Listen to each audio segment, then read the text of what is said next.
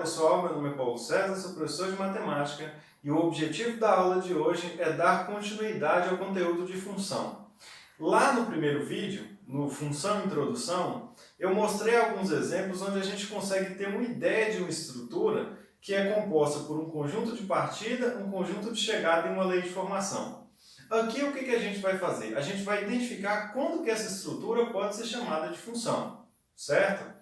Chamando essa estrutura de função, a gente vai entender quem é o domínio dessa função, quem é o contradomínio dessa função, quem vai ser a imagem dessa função.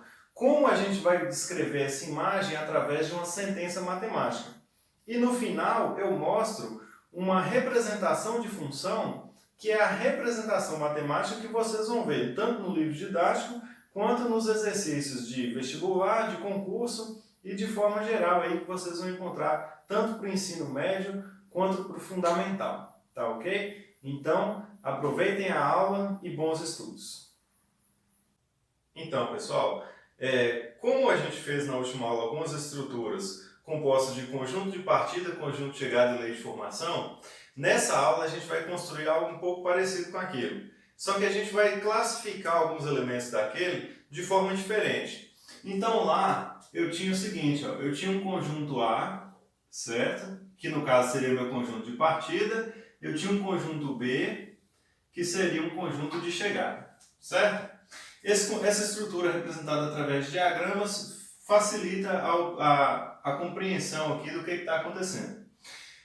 Lá eu listava alguns elementos desse conjunto A e fazia a mesma coisa para os elementos do conjunto B. Então é bem comum no vídeo você encontrar algo assim, ó. Eu tinha 1, 2, 3, 4. Aqui eu tinha 5, 6, 7, 8. Um exemplo. Certo? Então, através de uma regra, eu fazia com que esse 5 fosse correspondente do meu 1, por exemplo, aqui através dessa regra. Essa regra eu chamava ela de lei de formação, certo? Aqui, ó, a gente já vai fazer diferente. A gente vai vai considerar uma variável para esse conjunto A, e essa variável ela pode assumir qualquer valor desse conjunto. Que variável é essa? A gente vai chamar de x, uma variável que pode assumir, certo? Que pode assumir qualquer valor. Ah, mas precisa escrever isso tudo? Precisa. Quem for fazer um resumo, quem for fazer uma anotação da aula, é extremamente importante que você entenda o que são essas variáveis para não ficar perdido mais na frente. Que pode assumir qualquer valor ou elemento, né, no conjunto A, certo? Então x é uma variável que pode assumir qualquer valor no conjunto A. X pode assumir o valor 1, x pode assumir o valor 2, x pode assumir o 3 e o 4. Então nós vamos substituir essa lista de elementos pela variável x, certo? Agora a gente vai lá, ó. Vou fazer a mesma coisa para o conjunto B. Eu vou considerar y como uma variável. Ah, agora você vai escrever isso aqui tudo de novo? Não. Que pode assumir qualquer valor no conjunto B. Então, y, vou substituir essa lista de elementos pela variável y.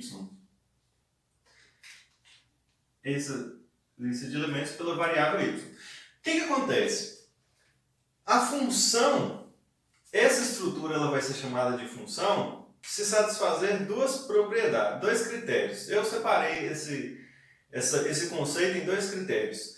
Para cada elemento que a variável x pode assumir nesse conjunto, se através de uma lei de formação existir um único elemento que a variável y pode assumir nesse conjunto, certo? Essa estrutura é dita como uma função. Então, vamos separar isso nesses dois critérios aqui, ó. Todo elemento desse conjunto tem que ter um correspondente nesse conjunto B, ou seja, todo elemento do conjunto de partida tem que ter correspondente no conjunto B através de uma regra. Essa regra eu vou chamar de f, certo? E aí, esse elemento, segundo critério, ele tem que ser único, tá ok? Então, quando esses critérios são satisfeitos, a gente fala que fica estabelecida uma função nessa estrutura e mais, que y é função de x, certo? Então, a gente tem isso aqui, ó, y é função de x, certo? Eu vou construir aqui algumas sequências de diagramas, onde a gente vai verificar se aquela estrutura munida de uma lei de formação, ela pode ser considerada uma função, certo? Então eu vou apagar esse quadro. É extremamente importante que vocês gravem isso aí, fazem qualquer anotação em relação a isso, porque a gente vai voltar a falar dessas variáveis aqui, ó. Então vamos lá, agora o cachorro começou a latir. Ó, vou pegar uma primeira estrutura aqui. Eu tenho aqui dois diagramas. Esse aqui eu chamo de A, esse aqui eu chamo de B, representando dois conjuntos. Aqui eu tenho uma lista de elementos, certo? Vou considerar 3 elementos nesse conjunto A, cada elemento representado por um pontinho, né? E aqui eu vou colocar 4 elementos do conjunto B. É aqui que vocês vão entender se essa estrutura é uma função ou não. Primeiro, vou estabelecer uma lei de formação, onde essa lei associa esse primeiro elemento de cima para baixo nesse primeiro elemento do conjunto B. Eu vou chamar essa lei de F. Essa lei associa esse segundo elemento nesse segundo elemento de B, a mesma lei, certo? A mesma regra está sendo aplicada. E esse aqui vai assumir esse terceiro elemento. Aí a pergunta é, essa estrutura aqui, ela pode ser considerada uma estrutura de função? Pode. Por quê? Porque satisfaz aqueles dois critérios. Todo elemento nesse conjunto A tem correspondente no conjunto B através dessa regra? Tem.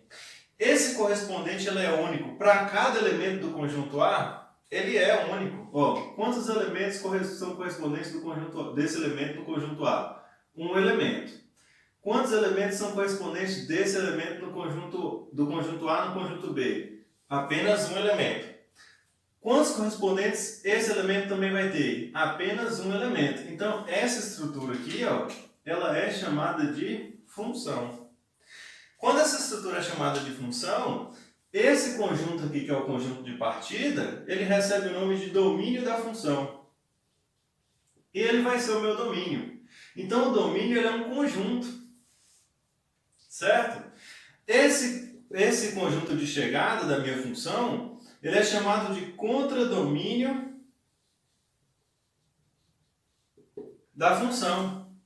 Lembrando que a quantidade de elementos que eu tenho no contradomínio, ela pode ser diferente da quantidade de elementos que eu tenho no domínio. Então, repara que tem um elemento aqui, ó, tem um José aqui, que ele não é correspondente de ninguém aqui, certo? Mas isso faz com que essa estrutura deixe de ser função? Não. Porque quais são os critérios? Todo elemento no conjunto de partida tem que ter correspondente no conjunto de chegada. Não significa que todo elemento do conjunto de chegada tem que ser correspondente de algum elemento lá, não. E o segundo critério é que esse elemento seja único. Então, ó, está satisfeito. Certo? A gente vai agora pegar uma segunda estrutura. Eu vou considerar aqui o conjunto C, aqui o conjunto D. Ó. Nesse conjunto C, eu vou considerar também 3 elementos. Nesse conjunto D, eu vou considerar, vamos ver aqui, 2 elementos. Vamos entender aqui um exemplo de uma estrutura que também é a estrutura de função. Eu vou estabelecer uma lei de formação, uma lei J, e que essa lei ela vai fazer com que esse elemento tenha esse elemento como correspondente, ela vai fazer com que esse elemento tenha esse elemento como correspondente.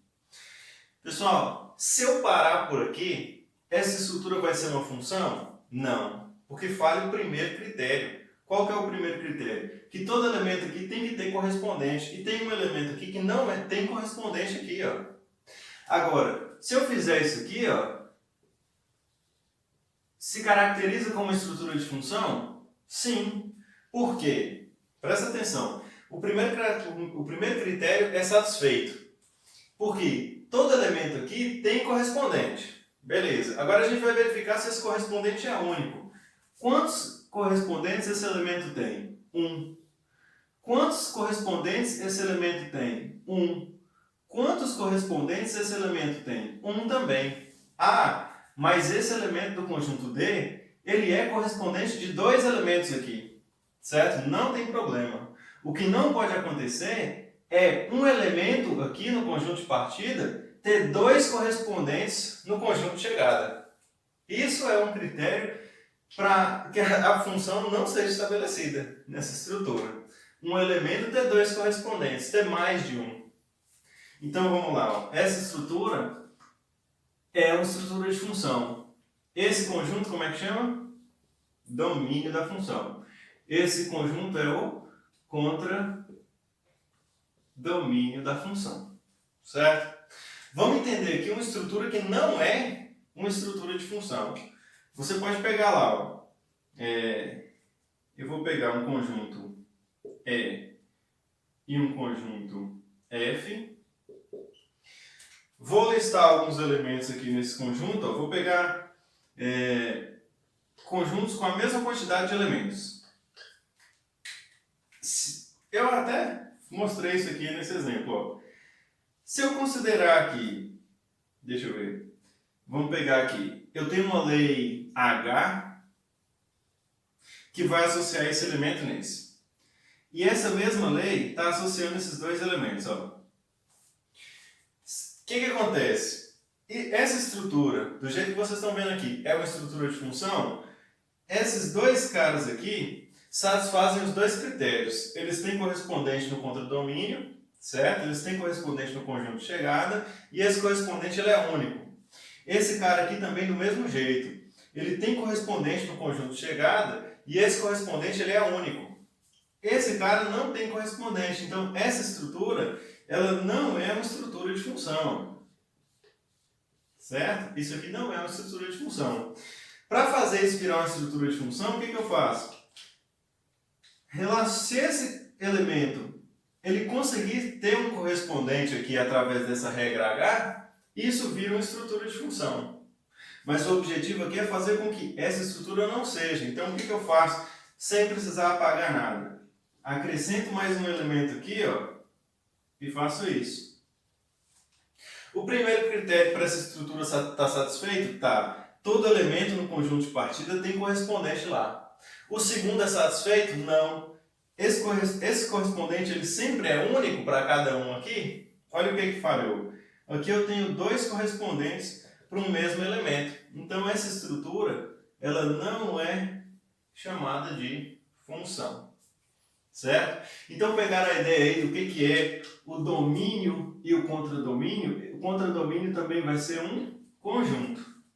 Agora a gente vai entender o que é a imagem de uma função, de uma estrutura que a gente já estabeleceu uma função ali.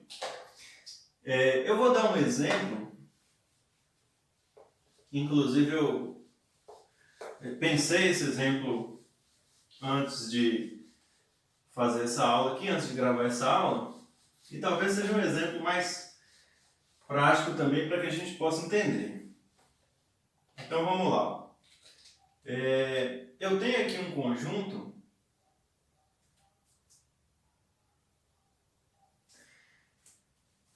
Esse conjunto aqui ele vai representar o seguinte, ó, leito cirúrgico. Olha lá, olha esse exemplo. Aqui eu tenho um conjunto de pessoas com enfermidades, certo? Com alguma enfermidade. O que acontece? Eu coloco aqui pessoa, certo? Porque cada elemento que tiver aqui está representando uma pessoa com enfermidade. Suponha que esses leitos sejam numerados e eu tenho aqui leito 1, leito 2, leito 3, leito 4. E aqui eu tenho uma série de pessoas com enfermidades. Certo? Se a câmera estiver focando e desfocando aí, vocês me desculpem, porque eu não vou conseguir resolver esse problema, porque a todo momento eu fico mexendo aqui no quarto. O que acontece? Eu vou associar a cada leito aqui uma pessoa, né, um paciente que tenha cuja a necessidade dele requer uma especialidade cirúrgica. Então eu tenho aqui, ó, uma especialidade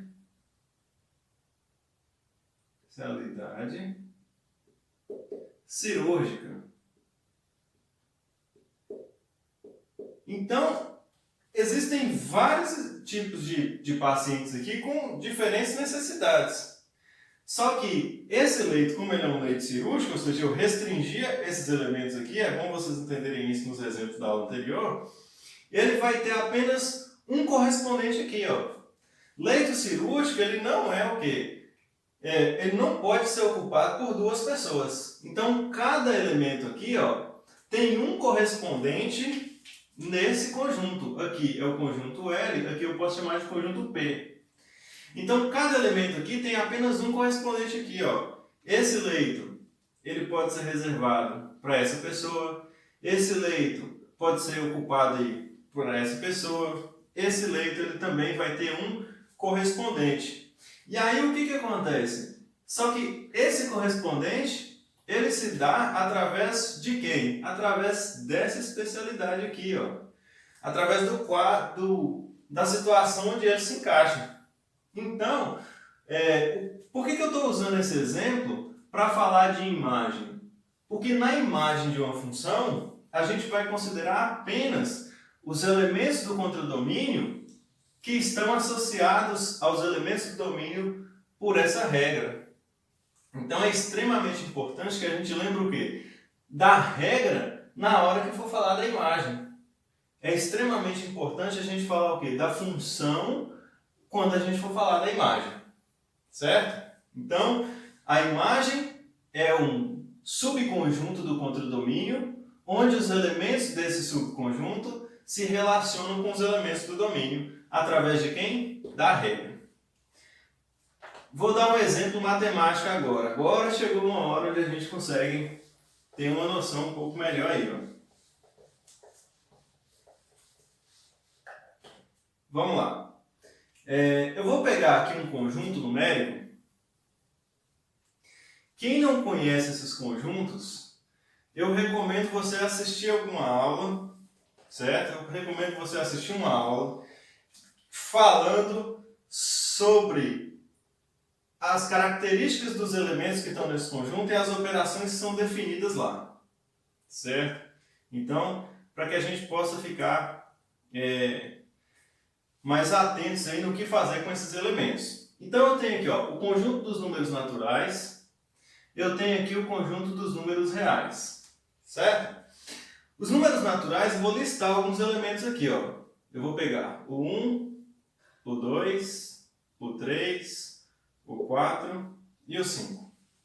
Aqui eu vou fazer a mesma coisa. Eu vou pegar alguns números reais. Só que esses números reais vão ser obtidos, ó, através de uma certa lei de formação. Eu vou estabelecer uma lei de formação aqui, ó, que essa lei se dá pela raiz quadrada. Tem vários exemplos iguais a esse no YouTube. Raiz quadrada de x. E o que eu estou fazendo? Quem é x? Lembra lá quem é x? É uma variável que pode assumir qualquer valor desse conjunto de partida, que é o conjunto dos números naturais. Então eu vou pegar um elemento desse aqui, aplicar ele nessa regra, certo? E vou obter um correspondente aqui. Quem é o correspondente de 1 pela minha lei de formação, pela minha regra? Raiz quadrada de 1 é 1 mesmo. Quem é o correspondente de 2 pela minha lei de formação? Raiz quadrada de 2 é raiz quadrada de 2, é um número irracional, só que esse número ele também é um número real. Quem é o correspondente do 3 por essa regra? raiz quadrada de 3. Quem é o correspondente do 4? Vai ser raiz quadrada de 4. 4 é um quadrado perfeito, vai ser 2. Quem é o correspondente do 5? Raiz quadrada de 5. E por aí vai. Como eu tenho números aqui, ó, por exemplo, meio é número real. Meio é correspondente de algum número natural através dessa regra? Não. Número natural, não. 1/4 é um número real, mas ele é correspondente de algum número natural através dessa regra? Também não. Certo? 1/4 também não é correspondente. Então, repare que existem elementos nesse conjunto que não são correspondentes aqui. Mas quem faz parte da imagem? Somente os elementos o quê? Que são correspondentes. Ó. Por que eu coloquei esses 3 pontinhos aqui? Porque os números naturais, eles são infinitos. Certo? Esse conjunto ele é infinito. Isso significa o quê? Que existe uma infinidade de correspondentes aqui. Quando eu for escrever o conjunto imagem, como que eu vou listar esses elementos, se eles são infinitos? Certo? Então, lembra o que eu falei naquele exemplo do leite cirúrgico. Sempre que você for falar de imagem, a gente tem que falar da regra. Certo? A gente tem que especificar a regra. Então, a imagem da função, ó, olha como é que eu vou escrever isso aqui. A imagem da função, esse m, ele representa o conjunto imagem. Essa imagem é a imagem de quem? Desse elemento que está em parênteses, da função f, certo? Então, essa lei, ela é uma lei f. Quem são os elementos dessa imagem? Então, vamos lá. Ó. Lembra que eu disse que todos os valores desse conjunto, que é chamado de contradomínio, vou colocar assim, contradomínio, ele não podia ser representado por uma variável y, certo? A variável y não podia assumir qualquer valor desse contradomínio, então a gente vai pegar. Ó. Quem são os elementos? É algum y pertencente, esse símbolo aqui ó, significa pertencente, que um elemento pertence a um conjunto, a quem? Ao contradomínio, que é o conjunto dos números reais. Vou explicar. Essa barrinha na vertical, ela vai indicar tal que. Olha lá, ó, a barrinha na vertical vai indicar tal que. Esse elemento aí, ó, esse símbolo indica pertence. Certo? Pertence, a barrinha na vertical, tal que. E aí o que eu vou falar? Primeiro, é aqui que entra a jogada. Eu vou especificar a minha regra. Eu vou mostrar assim, ó. É todo y que está aqui? Não. Quais são os y que fazem parte da imagem? É os y que são igual à raiz quadrada de 1x. Certo? Agora olha para você ver. A regra apareceu. O elemento y que eu estou pegando apareceu. E o contradomínio também apareceu aqui na minha sentença. Isso aqui é uma sentença matemática. Se eu escrevi y e mostrei onde o y está, eu escrevi x aqui também, ó, eu tenho que mostrar onde é que esse x está. X está onde? Quem é esse x? X é um elemento de qual conjunto? Conjunto dos números naturais. Certo? E aqui está a nossa sentença matemática. Então lembra, ó, na hora que eu for descrever um conjunto imagem, eu vou mostrar esse elemento do conjunto imagem, ele está onde? Ele está no contradomínio da função. Quem é o contradomínio, eu escrevo aqui o quem é o contradomínio. Se for B, se for C, se for D, coloco aqui onde esse elemento está. Certo? Tal que, escreva a regra agora. Quem são os y que fazem parte da imagem? São os y que satisfazem essa regra. Certo? E que regra é essa? A raiz quadrada. De qual elemento? De um elemento x. Aí você fala assim, poxa, se eu tivesse parado por aí, quem iria ver essa imagem, quem ia ler isso aí, ia falar assim, mas que x é esse? Então você tem que mostrar onde o x também está. x está no conjunto dos números naturais, ele é um número natural. E esse elemento é quem? Esse conjunto é quem? É o domínio da função.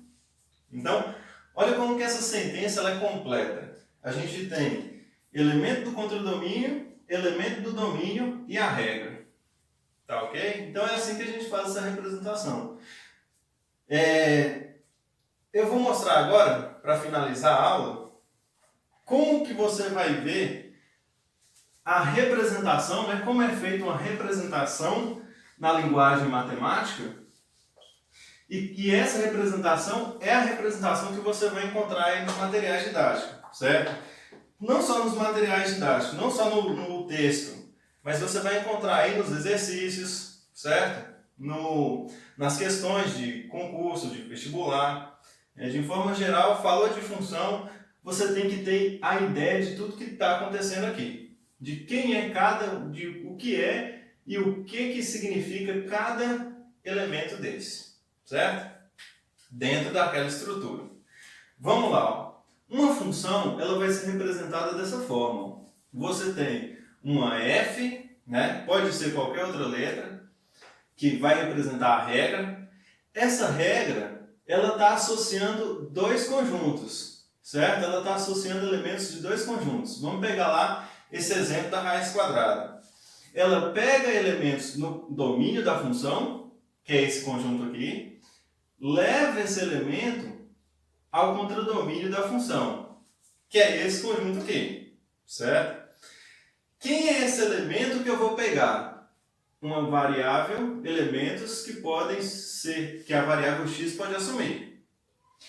E esse elemento, ele vai ter como correspondente qual outro elemento? Um y, certo? Um y no conjunto, no contradomínio da função. Então, ó, esse elemento, eu vou pegar ele nesse conjunto. Esse elemento aqui, eu vou pegar ele nesse conjunto. Esse é correspondente desse, ó. Então, eu vou ter aqui correspondente.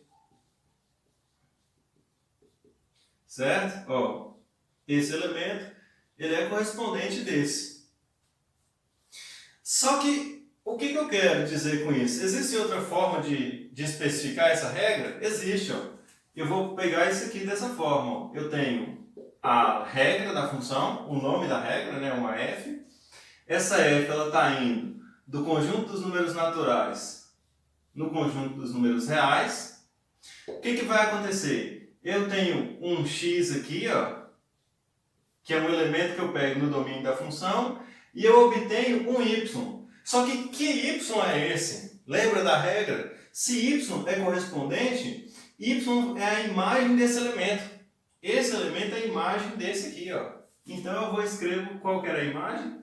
A raiz quadrada de x. Qual que era a regra? A regra da raiz quadrada desse elemento. Outra forma de representar, ó, é você escrever assim. F tá aí, é uma regra que associa elementos do domínio, que é o conjunto dos números naturais, a um contradomínio, que é o conjunto dos números reais, e ele está pegando um x lá, ó, e levando em um f de x.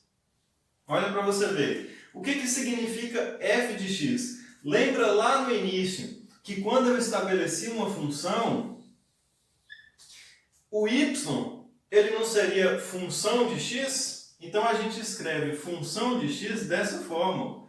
Y é função, vou até colocar assim, ó. Isso aqui vai ser meu y. Y é função de x. Y é o meu f de x. Certo? Então entendeu aí o que é esse f de x? Essa é a forma que você vai ver nos livros lá, ó. F de x igual a 3 significa que uma regra aplicada no x em um domínio, ela tem como resultado o quê? 3. Certo? Pessoal, a aula é essa. Essa é mais uma ideia aí onde a gente pode completar o conceito, né? O que foi visto na introdução. A gente deu o conceito de função, explicou domínio, contradomínio e imagem. Na próxima aula, eu já vou entrar com aplicações numéricas e a gente vai fazer exercícios. Então, é uma aula extensa, é uma aula cansativa, eu entendo, mas tudo que foi dito aqui, eu tentei explicar ao máximo e é por isso que acaba que fica um pouco cansativo, porque as aulas do YouTube são curtas, certo? Mas para explicar essa teoria, para definir o que cada coisa dessa significa, talvez 2 horários numa escola ainda é pouco, certo? O horário que a gente tem geralmente nos colégios, tá ok? Então, obrigado por ter assistido e até a próxima.